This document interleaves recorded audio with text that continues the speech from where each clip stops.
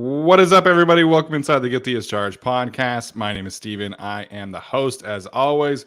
Joining me are my guys, Tyler and Alex. Alex, we'll start with you, man. I'm sure you have a take on the Tom Brady, Gisele Bundchen drama that's happening today. But how you doing tonight, man? I don't have many takes. After Nick Foles won the Super Bowl, I don't want to take anything from that man anymore. He's going through a hard time, it seems like. So, and after 18 Botoxes in the last couple of weeks, he could use the break. So, but I'm doing okay.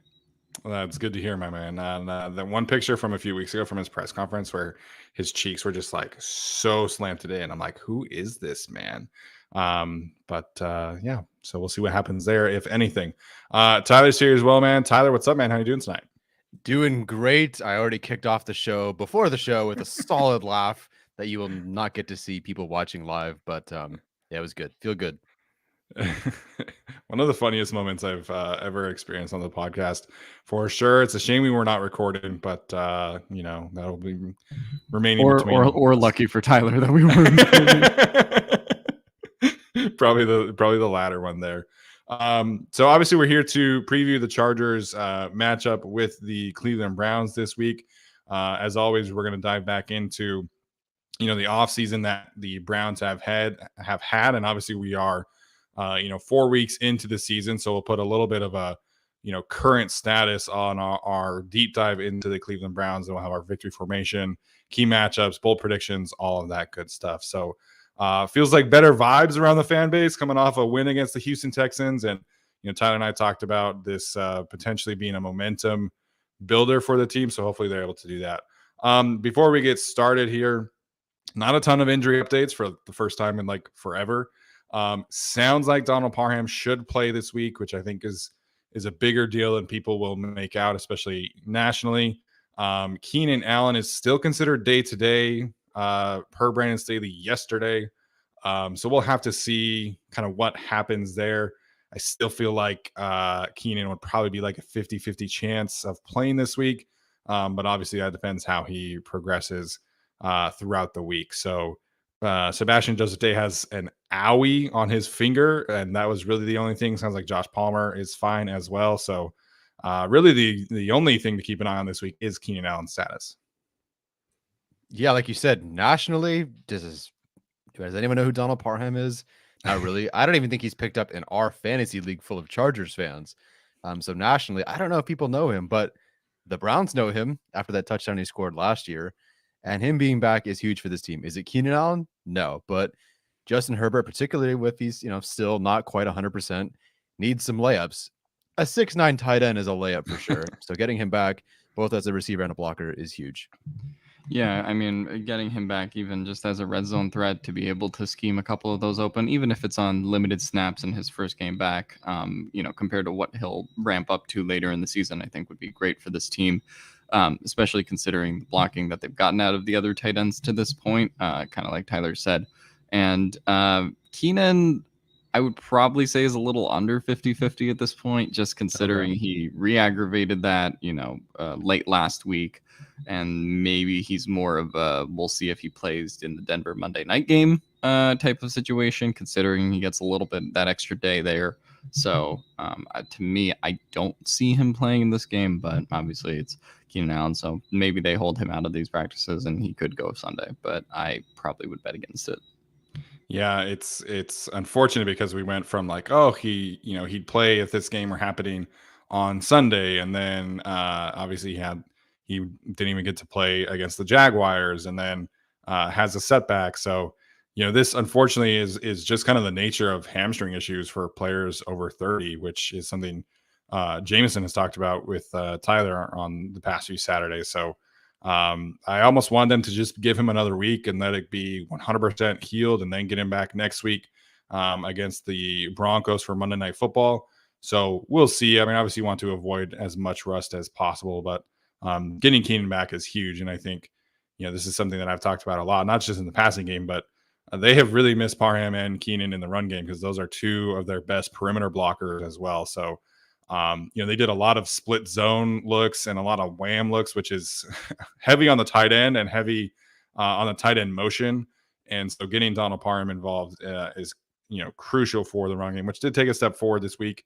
But getting Parham back should really be able to be a big boost again. Yeah, and even if Keenan Allen is back this week, if he's active, yay, we can rejoice. It's limited snaps. Now, no one will tell Keenan Allen he can't stay on the field. And if he's vibing and feeling good, maybe he'll go out there longer than expected. But all but likely he's on a pitch count, even if he is active. So we really won't see him back in any fuller capacity until next week. I wouldn't be surprised if they did play him, but then use him as kind of a decoy a little bit, like they did in the Raiders game on Thursday Night Football a couple of years ago. Yeah, absolutely. I mean, I thought that was probably potentially a possibility last week for the Texans game too. So we'll see what happens there. All right, let's dive into this matchup with the Cleveland Browns. As always, if you are watching this, like the video, subscribe. If you're listening, leave a rating or review. And here we go. We'll get started. So on the screen here, obviously for our audio audience, we have a graphic done by Tyler here with the Cleveland Browns. We'll dive into the coaching staff, free agency, and draft class. Bonus points to whoever in the live chat right now can guess the meaning behind this specific graphic that Tyler has set up tonight. So if you have a guess, feel free to put it in the chat. Yeah. The theme is fairy tales. If you can go and figure out what I mean from there after that, then yeah, good for you. We can be friends. All right, let's get started. Oh, shit. The first person. Wow. The very first person figured it out. Unbelievable. Wow. Butters Right away. I think we should like send him a jersey or something. Yeah, how like do the we first- send super chats to fans? How do we do that? That was impressive. Yeah. Yeah, Well I didn't done. want to Well be done, Butters. too obvious with it. But yes, that is why I picked fairy tales as the theme today. So hopefully Browns fans find this and have no idea what we're talking about midstream. But now you know. All right. Well, Tyler, let's get started with the coaching staff for the Cleveland Browns. Not a lot of turnover in this group, but obviously Yeah, as far as the coaching staff goes, the core four that we focus on, it's the same guys. I believe the special teams coach was there in 2019. Otherwise, head coach Kevin Stefanski, offensive coordinator Alex Van Pelt, defensive coordinator Joe Woods. They've all been there since 2020 when Stefanski joined. This group, I think the analytics guys like him. I believe going into the game last year, it was Staley going for it on fourth down versus Stefanski on fourth down. And that popped up in that game. Analytics people like him, but they've never really put it together as a team, despite the fact that they were really, really talented last year and did have some talent this year. It was always something, whether it was injuries, whether it was the quarterback. So they had to trade for another quarterback, obviously, and we'll talk about that in a bit. Couldn't really put it together, but they've always had one very good thing, at least the last couple of years, and that's a very good rushing offense. Mm-hmm. They are currently first in rushing EPA per play. If you want to put that on Stefanski or Van Pelt or just the offensive line or Nick Chubb, whatever, somehow they have just a fantastic rushing attack. And unfortunately, we saw that against the Chargers last year. Their rush EPA per play is first in the league, obviously, and it's more than, I think it's about double the second place team for rush EPA per play. If you put their rush EPA per play into a drop back EPA per play, just compared to the drop back EPA per plays, it would be seventh, which should not happen for a rushing attack to be seventh again, compared to drop back EPA per play. It's insane how good it is. Like their rush EPA per play is better than the Chargers drop back EPA per play right now. It's kind of scheme proof, foolproof. They have a great rotation. I believe it's either Ford or Johnson, but one of those guys is just sitting there, not even involved, and that would be an RB2 on this team, arguably for the Browns. They just have everything going so well there, but people just really couldn't put it together. They just could never really put it together. I feel like the defense has these great pieces, and they can never really put it together. Going against the Chargers last year, although I believe Clowney was out and then one more guy, they have so much talent, but I just never feel like the Browns have been a true shutdown defense, despite the fact that they have Myles Garrett and good corners and Jeremiah Owusu-Koramoah and all these guys. There's tons of good pieces, but they can never really just put it together. So Right now, great rushing attack. Their special teams DVOA is solid, and they're going to be a difficult team. I think it's overall a pretty well coached team, and there's a reason that they've decided to go for Deshaun Watson, because they think they can win it all with this coaching staff, and they could, because they're a dangerous team. Yeah, I think offensively, you love this coaching staff, and obviously Bill Callahan, the offensive line coach here, was the hire of the cycle, if you will, because Bill Callahan to me is the best offensive line coach, best run game coordinator in the league, and Mitchell Schwartz has talked about this, in the past. They really leaned into the outside zone looks from Kevin Stefanski's background, because that's what Stefanski was familiar with.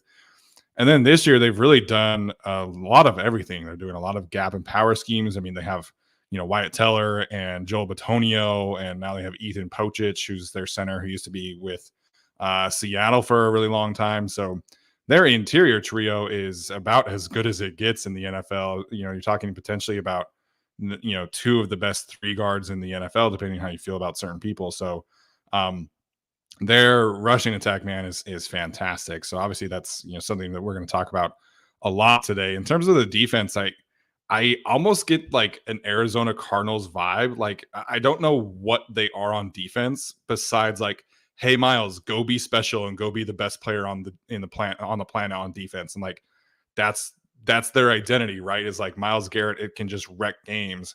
But I've never really like felt like they have an identity. I've never felt like they are super well coached on defense, despite Joe Woods having like a really great reputation. So, we'll see what happens ultimately with the coaching staff. But if they continue at their current pace on defense, like I can't see a world where Joe Woods keeps this job, because they really struggled last year and they really struggled to end 2020. So this is potentially 3 years in a row with Joe Woods potentially struggling on defense. You have everything you could possibly want in the modern NFL on offense, outside of like maybe a true number 2 receiver.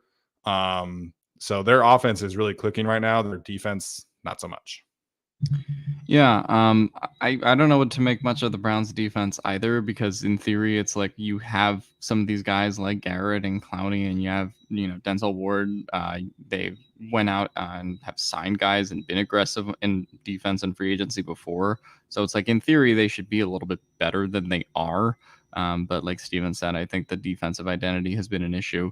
Stefanski's kind of a weird one, because I feel like he's been in a sort of Staley kind of spotlight this season, where every decision he's kind of made, being the aggressive 4th down, go for it, aggressive play call type guy, has like come under fire. Even against the Cardinals last week, he goes into the half with 3 timeouts left, and caught a lot of flack for that, and like a generally more conservative Stefanski game to what we saw in the past. So curious to see what he brings to the table this week. But I mean, they make no bones about what their offense is.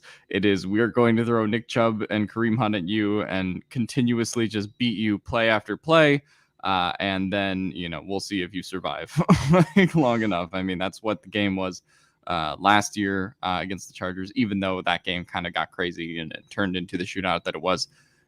Nick Chubb and Kareem Hunt had 222 combined yards last year, right? In that game. So I mean, I think that they have a very straightforward game plan, especially with Jacoby Brissett being the guy right now as opposed to Deshaun Watson.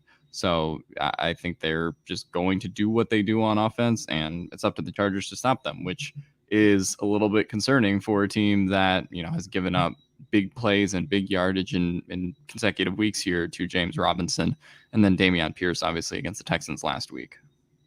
Yeah, I mean, this rushing attack is truly like one of the only game script proof rushing attacks in the NFL. Like, they could be down 21 and they will not care. Like, they will continue to run the ball because they know it's like where their bread is buttered. That's their best offense, is being able to use Nick Chubb and use Kareem Hunt at the highest level. Like Tyler was saying, it's wild to me. They have Dearness Johnson as like their 3rd running back. He's barely played. He's got like 10 snaps on the year. Jerome Ford, who they drafted in the 5th round, Alex's guy, who we're going to talk about in a little bit here, 0 snaps on offense. And how many teams, including the Chargers, would kill for a guy like Dearness Johnson to be their running back 2? And in Cleveland, he can't even see the field. Jerome Ford hasn't played anything yet. No, 0 snaps from Jerome Ford. Well, there we go. Same as Isaiah Yeah, Spiller I was then. gonna say, yeah. Yeah, I guess we're still at a null on that one. All right, let's get to the free agency pickups and departures from the Browns this year. And this is, of course, Alex's role today. Yeah, there's a pretty big addition. That is definitely not controversial, but we don't have to worry about him this game, I guess. So yeah, I mean, they pick up Jacoby Brissett. They picked up Jacoby after they traded for Deshaun, right? It was like the week after, I think, that they signed him. And so, I mean, they knew what clearly was coming with Deshaun. They go get an established veteran who's, been around the league and played in Indianapolis, played in Miami, wherever he's had to as the backup. And I think Jacoby Brissett is pretty solid. He's kind of in that like Teddy Bridgewater range of just like a high tier backup you can trust. And for a team that's dealing with what the Browns are dealing with Watson, that's about all you can ask for. And he can lean on clearly the best rushing attack in the league, right? So you're not asking Jacoby Brissett to do too much, which I think makes a lot of sense. Losses, Baker Mayfield. Who's been having the time of his life in Carolina. So I don't think they're regretting that one too much. Did lose J.C. Treader on the offensive line, and the respect of half the fan base. I just saw that one.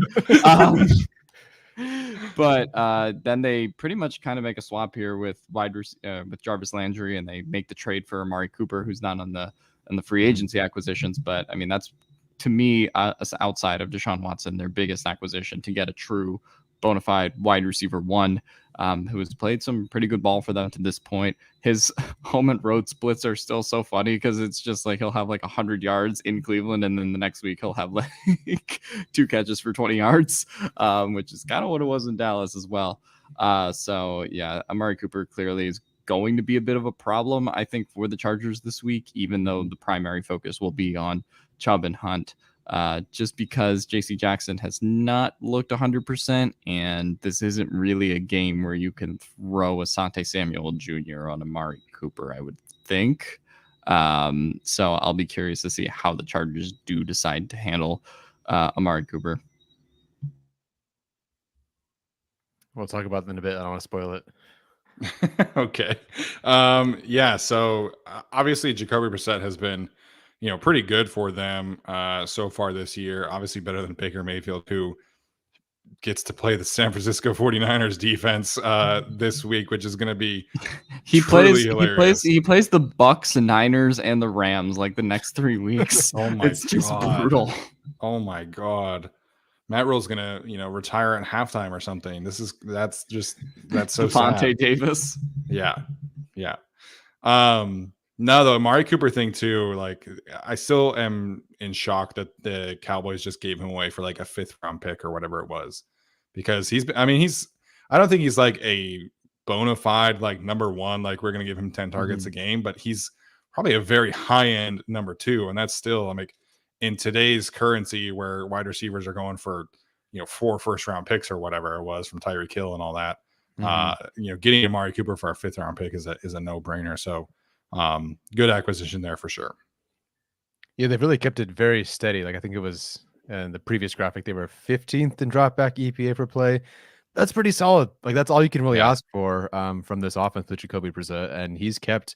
I don't have either of these guys in fantasy, but like Amari Cooper, David Njoku, those guys are still fantasy relevant, which I assume means that the offense is somewhat relevant still. So good for them. It's working ish so far. Yeah, ish, I think is the right word for a passing attack led by Jacoby Brissett. So, all right, we'll get to the draft conversation here. Again, we mentioned a little bit of a Jerome Ford here, but a decent draft, definitely a step down from what we've been talking about for the last few weeks. With the Chiefs and the Texans and the Jaguars. Obviously, the Browns did not have a 1st or a 2nd round pick because of the trade for he who shall not be named on this show. You get obviously Martin Emerson, who we really liked in the draft. He is their 3rd cornerback. He'll come in essentially in nickel packages, and he's their outside corner. And then they'll move actually Greg Newsome into the slot in nickel packages. So that's honestly kind of an exciting wrinkle as somebody who really likes Greg Newsome, but Liked Martin Emerson a lot coming out of college. Somebody that I thought could be a physical press man corner at some point. You didn't do that a whole lot at Mississippi State, but has the traits, and he's actually got their highest coverage grade of the 3 cornerbacks on Pro Football Focus. Has forced the most incompletions, most pass breakups, and has the lowest passer rating when targeted of the 3 guys. So Martin Emerson has been off to a good start for sure. Alex Wright, the edge rusher from UAB, drafted to be their edge 3, has been their edge 1 the last few weeks because J.D. Clowney and Myles Garrett, of course, has been injured. Myles dealing with the car accident. Alex Wright has a pass rush win rate of 5% right now on the season. He has not hit a quarterback all year yet, so he's probably gonna just get absolutely swallowed by Jamari Sawyer this week. David Bell, the next pick in round 3, so they had 3 third round picks. He's their wide receiver 3. They're not throwing the ball a whole lot, so David Bell only has been targeted 5 times this year, and he's got 4 catches for 47 yards. So he's playing, he's contributing, but obviously not making a ton of impact because just the style that's not who they are. They're not an 11 personnel kind of team. Perrion Winfrey is next, the defensive lineman from Oklahoma. Somebody that I thought should have gone a lot higher than this. Again, not playing a ton there. He's mostly kind of like their sub-package pass rusher, playing essentially the role that Jerry Tillery does for the Chargers. Only has 4 pressures, 0 sacks, 0 quarterback hits as well. So I think he missed week 2, but with an injury. But yeah, not a ton of impact, but he is playing. Cade York, probably their second best draft pick behind Martin Emerson. He's been really, really solid for them. He has not missed a field goal yet. He's 8 for 8 on the year, including 2 for 2 from 50 plus. So he's been really solid. He has missed 2 extra points though, so that could be something to keep an eye on in this one. I mentioned Jerome Ford, the Cincinnati running back, Alex's guy. Alex loved him, has not seen the field at all because the running back room ahead of him is just fantastic. So that's the situation. Michael Woods, wide receiver from Oklahoma, who I literally did not know the name of him until today, is not on the roster. Isaiah Thomas, the defensive end from Oklahoma, again, big Sooners fans, I guess, here in Cleveland. He is actually another edge rusher. He plays edge for them behind Isaac Rochelle. So he couldn't beat out Isaac Rochelle. So that's where he's at. And then Dawson Deaton, their offensive lineman from Texas Tech, also not on the roster. So decent draft overall. I mean, you're getting Martin Emerson, a legit corner, a kicker, and I don't know what else the rest of this class is. So kind of, makes me feel better about the Chargers draft class, if I'm being completely honest. Yeah, I mean, I drafted Zion in the first round for the Chargers, and I took Martin Emerson in the third round in our final mock. I really liked him. I'm happy to hear that he's doing, pretty solid so far. Didn't expect him to be a number 1 by any means immediately, but, things sound good. Alex Wright, that seems very early. I think Gavino Borges from Chargers Wire and I were talking about him as like a 4th, 5th round pick. Not that the third round's too far from that, but yeah, it seems a bit early for him. And as a guy who was more, I believe, if I'm not mistaken, a powerful sort of run defender that really couldn't rush the passer. So not a surprise to hear he can't do much so far. And then David Bell, it's kind of a wait and see. I don't think any of us were really super high on him, particularly with that very subpar, let's say, athletic testing. And just the film we weren't like super in love with. But we'll see what happens when he gets to Deshaun Watson. But yeah, Jerome Ford, I would love to see him get some touches. And if not, I'll take him. Yeah. The wide receiver situation to me is so weird for them as a team because outside of Amari Cooper and Donovan Peoples-Jones, who is clearly wide receiver 1 and wide receiver 2, like they just have kind of a bunch of guys that they're like trying out. Obviously drafted David Bell this draft, and Anthony Schwartz, previously back in 2021. They drafted Demetric Felton, who's supposed to be sort of their like gadget guy as well, and then have Michael Woods in the fold. So, I mean, I don't really know like what they're doing here with the wide receivers past Amari Cooper and Donovan Peoples-Jones. That's kind of also a wait and see thing, I guess, for when Deshaun Watson gets back as well, to see kind of which weapons will pop when he comes back. But Anthony Schwartz has 0 yards on the year, which is just very surprising to me how That's a surprise. invisible like he's kind of looked. And then David Bell, not much more active than Schwartz has been either. So just a weird combination of kind of what they've drafted, and they go, oh, Anthony Schwartz, let's get the fastest guy we can find. And then David Bell, let's get the slowest guy we can find. Like, all right, there's diversity. Yeah, at least they change it up. They change it up. But yeah, just overall weird wide receiver room, and the draft class here doesn't like make me feel any better about it. Obviously I love Jerome Ford, but not going to get too much time on the field, if at all, considering Chubb and Hunt obviously being there, and D'Ernest Johnson and pretty much everyone in Cleveland. So that's kind of a punt down the road pick. And is this Kareem Hunt's last year on his contract? I would imagine. Yes. Yeah. So if the Browns are kind of in a bad spot, I would imagine that Kareem Hunt is kind of a trade piece, in the next month or so. I would think that Kareem Hunt and probably D'Ernest Johnson are both gone next year. So then that's probably going to be Jerome Ford as their RB2 or RB3, however they want to legislate that out kind of season. Kate York, cool. You drafted a kicker. Awesome. And that's kind of all my thoughts on their draft class. I mean, obviously when you're not having a first and a second round pick, kind of makes it hard to like really find a lot of instant impact guys. And I think they've done a so job of it to this point.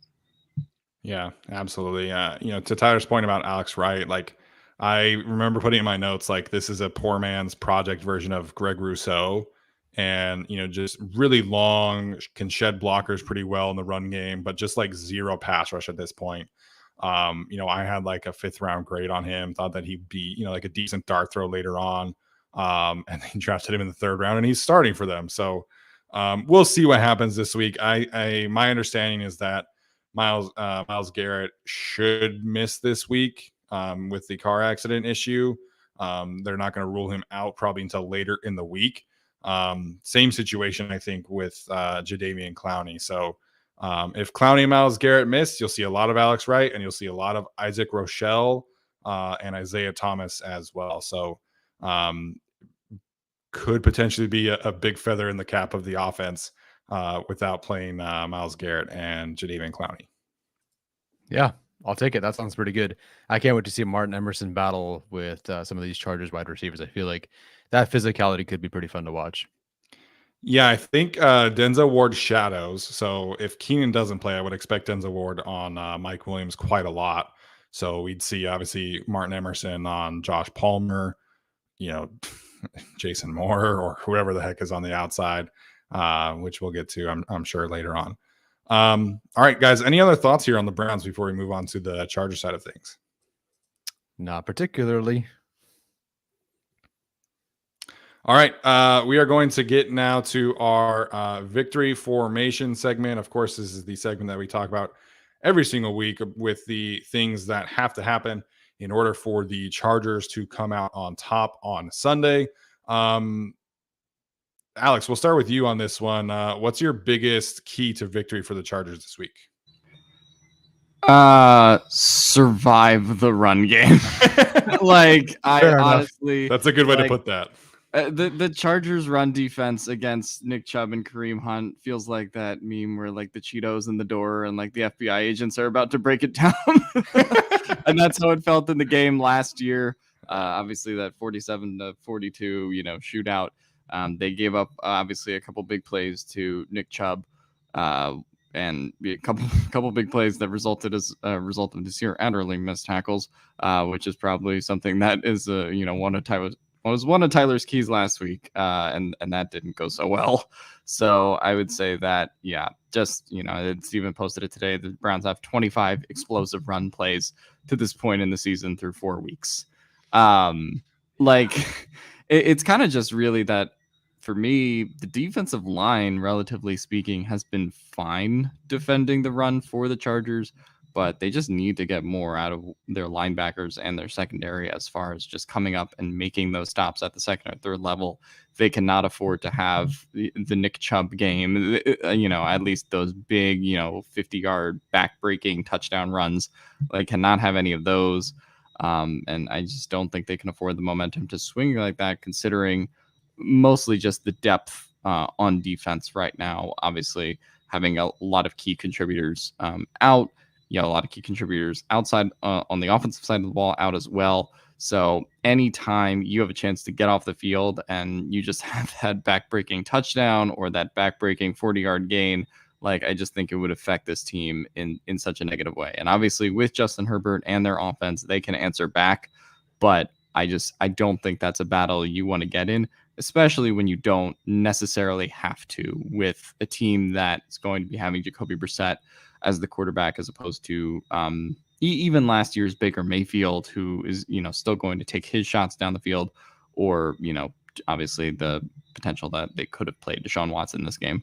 So for me, it's just got to be, you got to take the hits. And anytime you have a chance to bring him down within those first and second levels, you just can't miss. Otherwise, it's going to be a touchdown immediately on that play.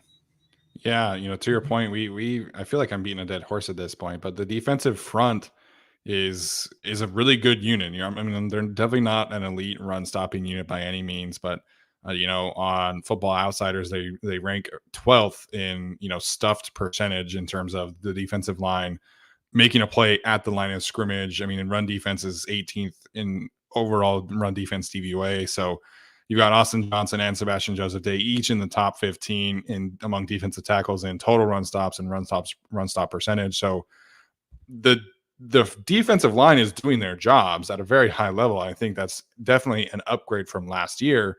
It's just you're getting a lot of over pursuit from the linebackers, which is, it's an area where they miss Kaiser White, in my opinion. And then you're getting poor angles from Bryce Callahan and Nasir Adderley. And, Derwin James, is because he's in the box, he kind of is the focal point of that second level blocking a lot. We saw this past week with Houston. Their fullback essentially was like, hey, go block Derwin James. Like, don't block anybody else except for Derwin James. And, Derwin will win some of those reps for sure. But the fullback definitely got the better of him on a few times this past season. So if Derwin's kind of the focal point of the run game for the Browns, for everybody else, somebody else in the secondary has to come up and make these plays, man. And we've seen Nas, Callahan, Alohi Gilman all take very poor angles.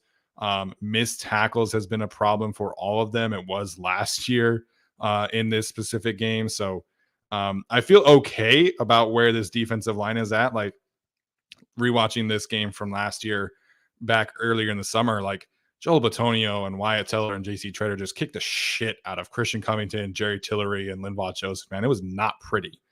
So I feel better about where the Chargers defensive line is at, but you have, linebackers making poor decisions, secondary members taking poor decisions.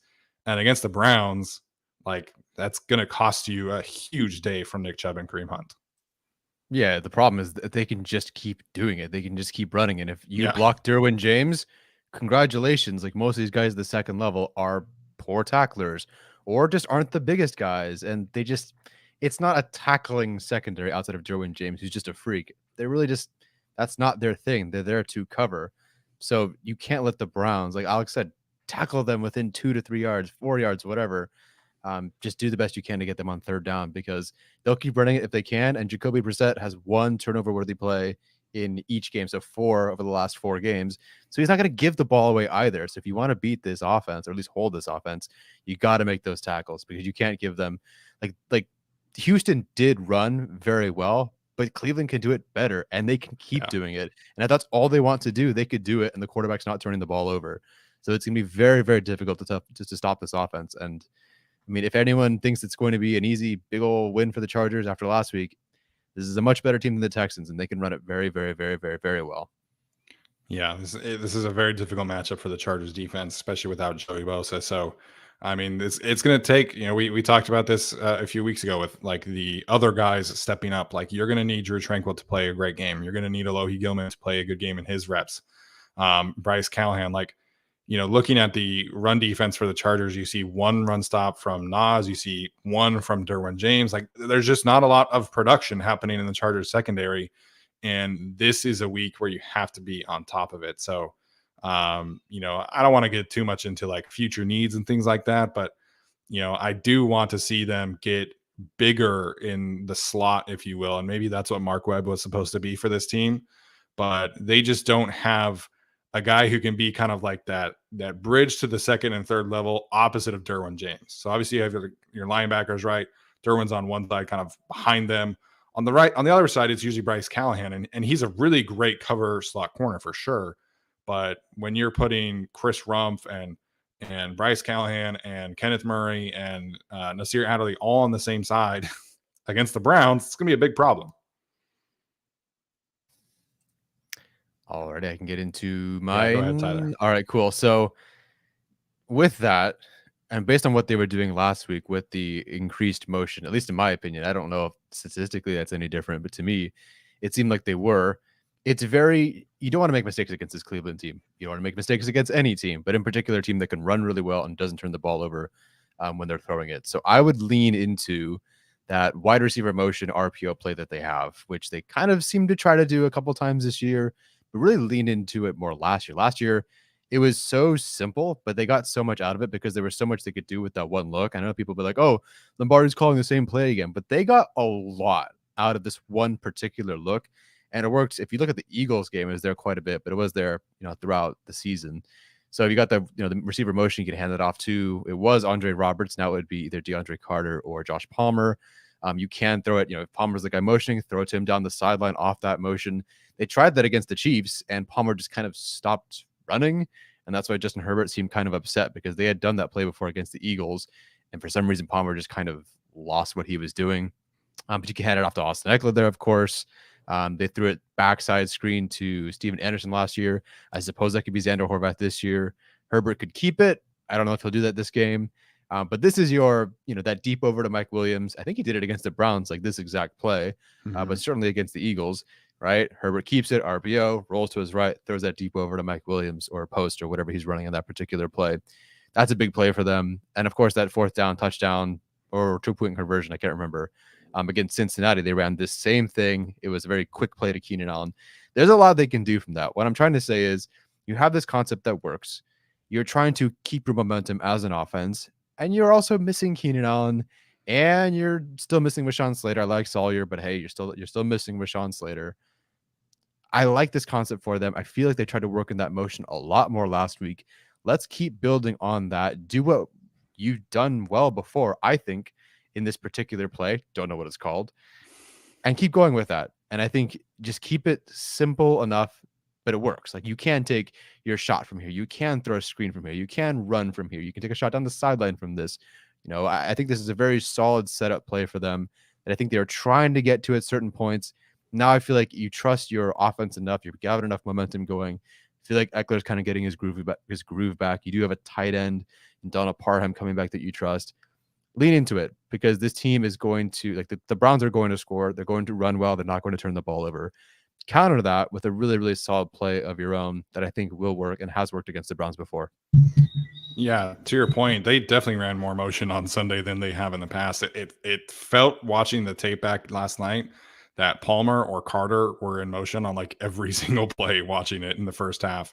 And they were definitely affected by it in a negative way in certain times. Like, watching it live, I didn't realize this, but watching it on tape, it felt like Josh Palmer kind of ran into Justin Herbert and Austin Eckler at the goal line, which kind of caused that near fumble. So they definitely were not used to that much pre-snap motion, and I think that will kind of improve as they continue to workshop it. But it's a smart approach to me overall, man. You're creating mismatches and angles and confusion and misdirection for the defenses, and when you're dealing with a talent deficiency along the offensive line, and again, love Jamari Sawyer, but he's not Rashawn Slater.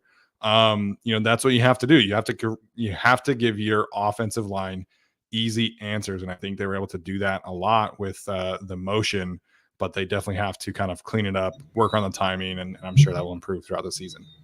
Yeah, and I think that the Eagles game last year is a really good comp, right, kind of for this game, because you do have the 2021 version of Jalen Hurts, which was a more limited passer, a guy who's not going to like give the ball back to you a whole lot. And Jacoby Brissett, minus the rushing ability, kind of is that. And then, the Browns rushing attack is like a ultra souped up version of what the Eagles ground game was last year. So, you're sort of sort of kind of trying to play the same game a little bit. If the Chargers are kind of trying to counter that with, pretty consistent RPO usage, would like to see a lot of motion, especially when you should get a little bit more creative when Keenan Allen's not in the game, and you just have to find some of these solutions to some of the Browns' defensive problems that they pose as well. So I definitely think that the use in RPOs should be up to where it was, around the Eagles game last year. Yeah, I feel like it was trending in that direction last week. And then, I do feel like once they came out of halftime, it was like, okay, like we did our pre-snap motion and we did all of this stuff. Like we were creative. We made these adjustments. Okay, let's get back to what the game plan used to be like. And let's, do these traditional passing concepts and do these traditional runs. And hey, that Rashawn Slater guy, I know he's not out there, but let's test that out. Let's see where we're at. I'm like, okay, why are we not just doing what works? So obviously I hope that, that is something that continues this week. So for me, I think just in general, like your defense is going to be in a tough spot. So for me, the key to victory is going to be the offense and special teams, playing complementary football and not, setting up the defense to fail. And that's been something that's been a bit of an issue. And there have certainly been times, like on Sunday where DeAndre Carter fumbles the kick return and the defense held tough to a field goal, right? Like that's something that obviously the defense deserves credit for. But against this Browns rushing attack, you cannot give them extra possessions. You can't give them short fields. You can't, hang your defense out there for, extended amounts of time against this rushing attack, or else they'll just wear down. So, against the Jaguars, that was a huge thing, right? Like they could not sustain any drives in the first half, and the defense was fine in the first half. But when you're on the field for, 75% of the first half, eventually your defense is just going to wear down. So I need the offense to be able to sustain drives, no quick 3-and-outs this week, or at least avoid it as much as possible. Don't make any mistakes on special teams and set this defense up to fail. Like you have to keep your defense. I talked about this against the Jaguars, keeping the offense in a positive game script. This week, you have to keep the defense in a positive game script and not, give them these short fields and give them these extended drives as much as possible. So I need a clean game from offense. I need a clean game from special teams and, limit the Browns possessions as much as possible. Yep, right with you there. Obviously on offense, I would love to see the same or an improved clean operation, even though they did much better last week. It's still not quite there. Things are just a little bit off, but again, that changes, I think, and improves when personnel come back, even if not everyone's back. And then on special teams, the Chargers are 26th, I believe, in special teams DVOA, or 27th, which is, I believe, still an improvement.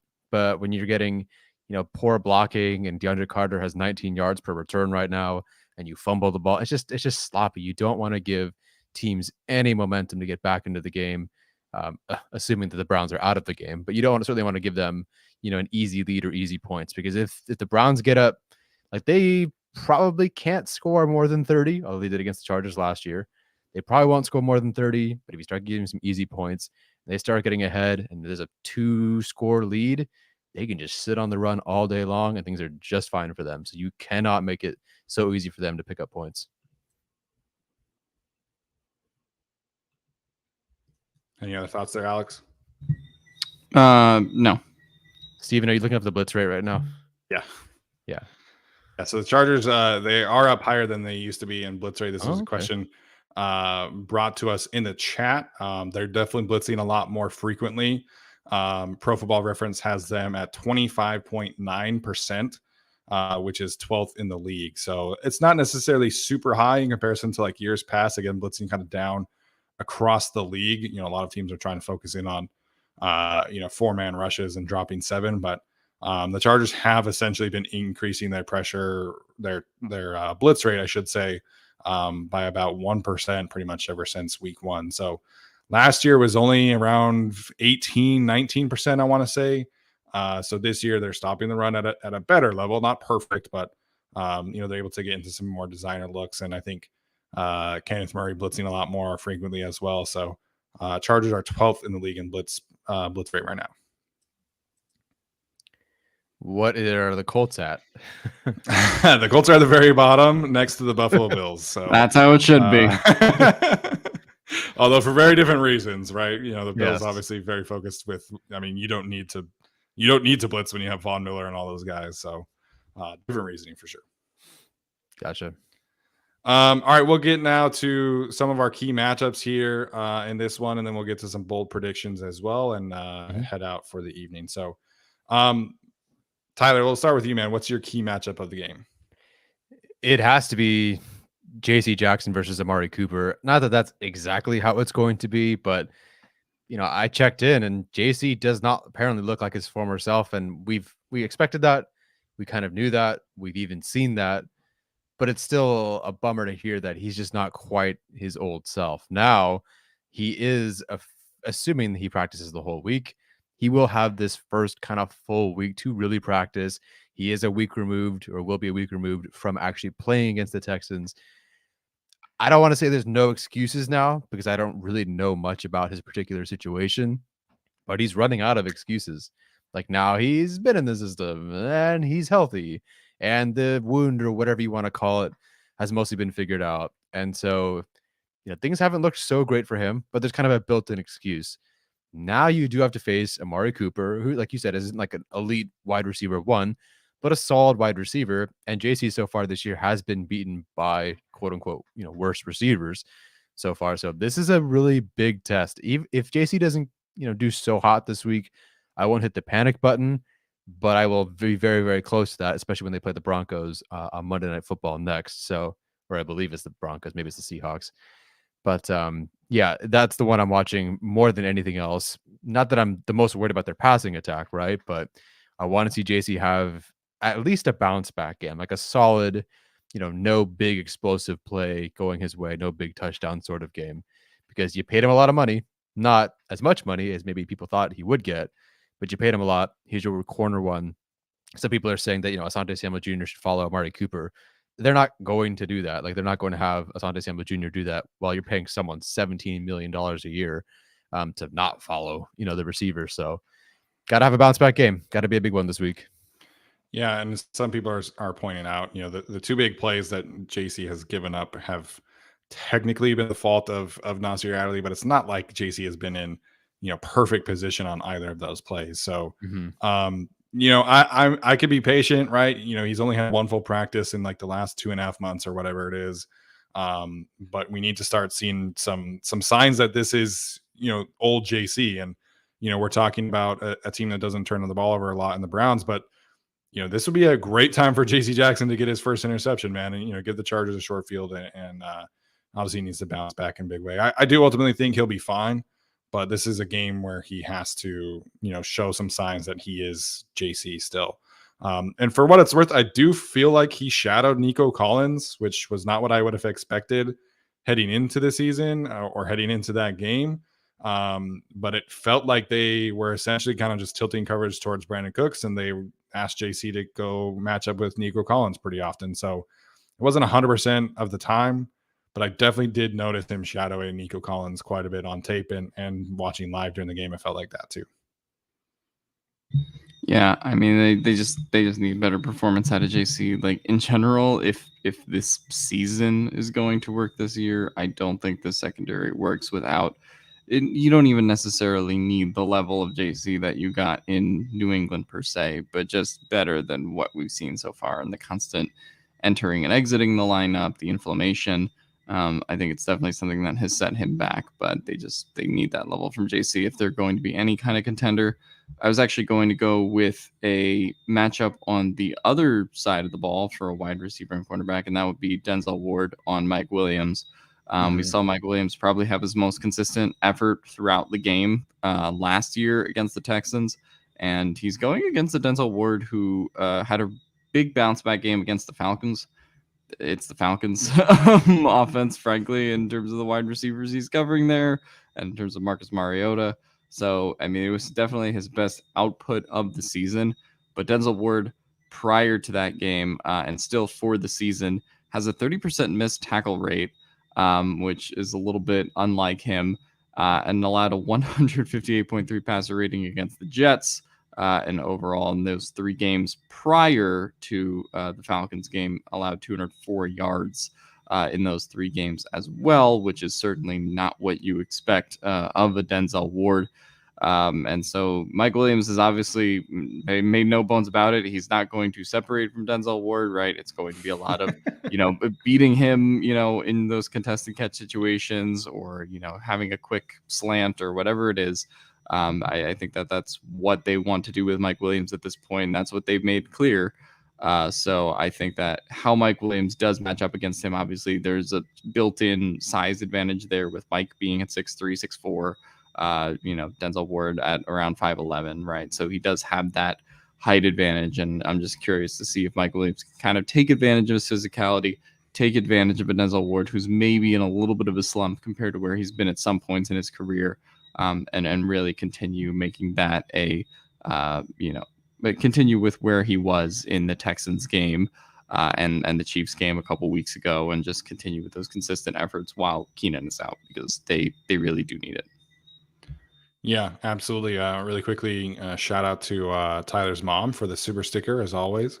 I do think this is an important game for Mike Williams to be able to, again, kind of build some momentum from this week. And, Denzel Ward is a really good corner. I know it hasn't shown so far this year, but, Mark Emerson kind of coming into his own as well. Greg Newsome is a good player. So the receiving core in general, I think this is a big matchup for them. I mean, potentially likely no Keenan Allen, right? This is also a big game for Gerald Everett. This was one that I thought about bringing up because, you look at the profiles of who the Browns have. You're talking about Jeremiah Owusu-Koramoah, Anthony Walker, John Johnson, Grant Delpit. Like, these are all very good coverage players. And so Gerald Everett has been very, very productive for this team, but he's also been kind of feasting on some lower level competition players. You're talking about Jonathan Owen from the Texans game last week, getting some matchups with some corners. So I don't think he has a clear advantage in this one, but I do think he has to show up. So wanted to mention him. He's not my key matchup though. My key matchup is the right side of the Chargers offensive line versus whatever combination of defensive linemen the Browns have out there. I think you're really starting to see some very positive signs in the run game, in the pass game, from the combination of Zion Johnson and Trey Pipkins. And I know it's really weird to talk about Trey Pipkins in this way, but he legitimately has taken a step forward that we were all hoping for the last several years. He is playing at a really good level right now as a pass protector, as a run blocker. He's not perfect. He's not, people were asking me today, is he a top 5 right tackle? No, but he's an above average right tackle right now. He's playing at a good level, and that's what we were all hoping for. So last week against the Texans, the disparity in running the football between the left side of the line and the right side of the line could not have been more drastic. Running to the right side of the line, the Chargers were gaining about 5.6 yards per carry. Their 2 touchdown runs from Austin Eckler were to the right side. They gained 4 runs of 10 yards or more running to the right side. And granted, some of the disparity is due to the running back that they were using to the left side. Yes. Wink, wink, Tony Michel. But still, I think the offensive line, it's clearly shifted, right? Zion and Trey Pipkins are the strength of the offensive line right now, as much as we all love Jamari Salyer. But the Chargers need to lean into this, man. They were destroying the Texans defensive front, the two of them. So Zion and Trey Pipkins are playing at a really high level. If Clowney and Garrett are playing in this one, I think it provides a bigger test for really where they're at. But you're looking at an interior defensive line of Taven Bryan, who's kind of a pass rushing guy. His run stop percentage is 3.8 right now. I talked about Perion Winfrey. Tommy Togiai, who was drafted from Ohio State, he's kind of a pass rusher as well. They don't really have a defensive tackle group that really intimidates me. So this is a matchup where it's a positive thing for the Chargers, right? But I need to see Zion and Trey Pipkins continue to stack up these games and really dominate this matchup, because even if Clowney plays, I think this is a matchup advantage for the Chargers, and I think they really need to go out and exploit this matchup with Zion and Trey Pipkins versus whoever is playing. If it's Alex Wright and Isaac Rochelle, they should just destroy folks all game long. But even if it's Jadeveon Clowney, I still think this is a matchup advantage for the Chargers, which is crazy to talk about 5 weeks into the season. But that's how well Zion and Pipkins are playing right now. They deserve a lot of credit for what they've done the last few weeks. I love it. Things are just looking like they're gelling between those two guys. I have not watched the Texans game back, but who is it? Brandon Thorne posts clips of the guys, of Zion, of the offensive line in general. It's so great to see them just working together. I'm assuming Corey Linsley also helps that to some degree.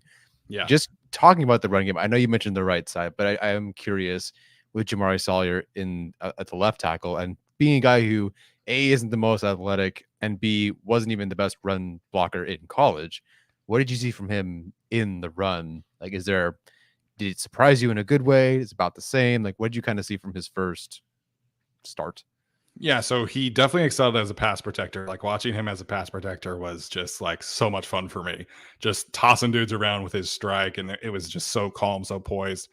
The run blocking is a work in progress, but I don't feel like, again, I don't feel like they leaned into what Salyer is good at. They still try to do a lot of outside zone stuff. They still try to do some toss concepts, where you're not necessarily asking Salyer to get out to the second level, but you're asking him to get on the move. And I just don't feel like that's his game. So anytime they were running to the right and he had to execute a cutoff block or a reach block, I felt like he was able to do that at a high level. There were a couple inside blocks to the left where he and McKitty or he and Filer were executing combo blocks. I thought that he did really, really well there. But they tried to like run the Slater stuff with Salyer, and that's just not who he is. That's not a fair thing to ask of him.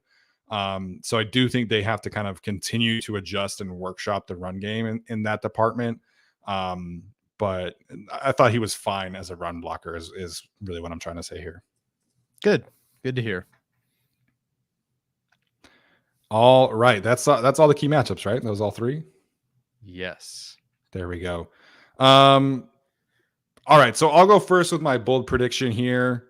I was trying to decide this earlier in the show of which direction I would want to go with.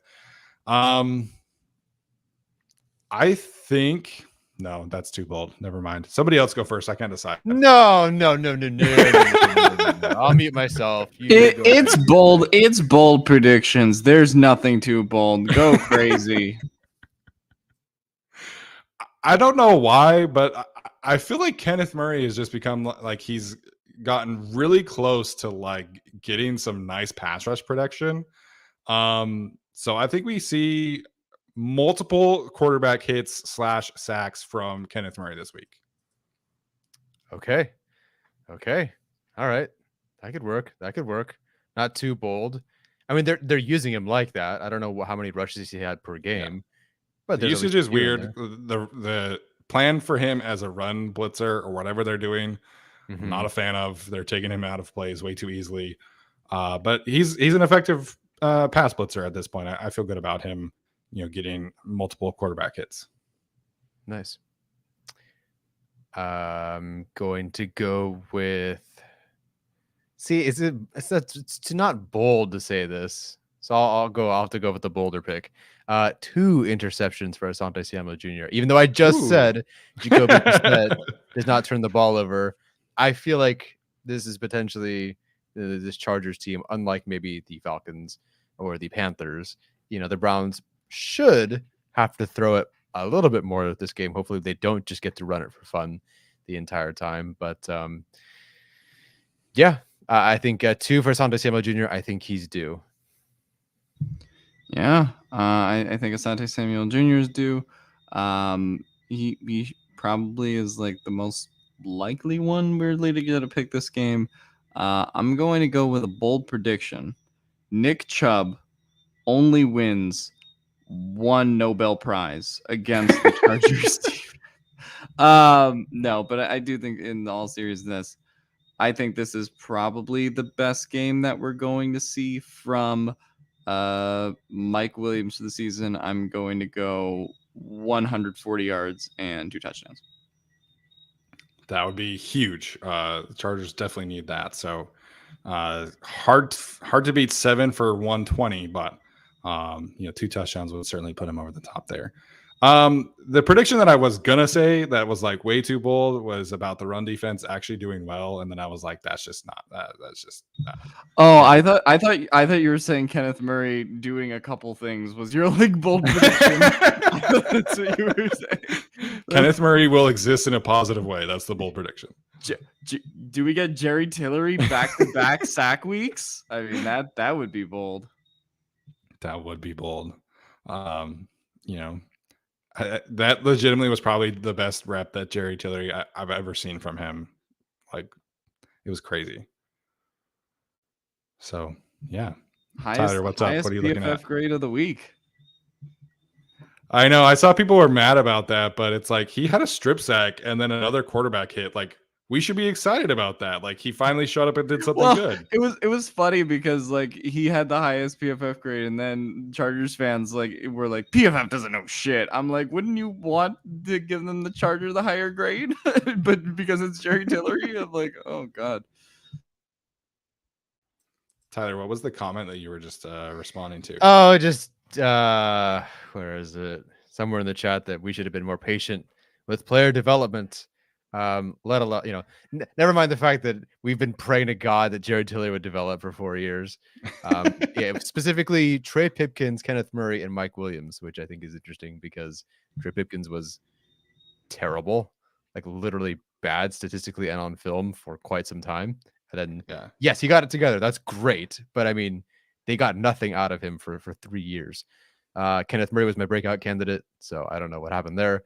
And then I don't understand this thing that we should have waited for Mike Williams to develop. He was a first-round pick. Like, had to do a little bit more than what he did. But whatever. He's already developed. There's nothing to talk about. Like, I don't know what we're saying there. Yes, he's saying we should be more patient with Jerry Tillery. God damn it. You know what, Ryan? I will be more patient with Jerry Tillery. More patient with Jerry Tillery? Hey, I have good news on the Jerry Tillery front. You have good news? After 3 weeks, his pass rush win rate was 2.8%. 2.8. Oh, wow. Oh, hold on. That's the new one? No. After week 3.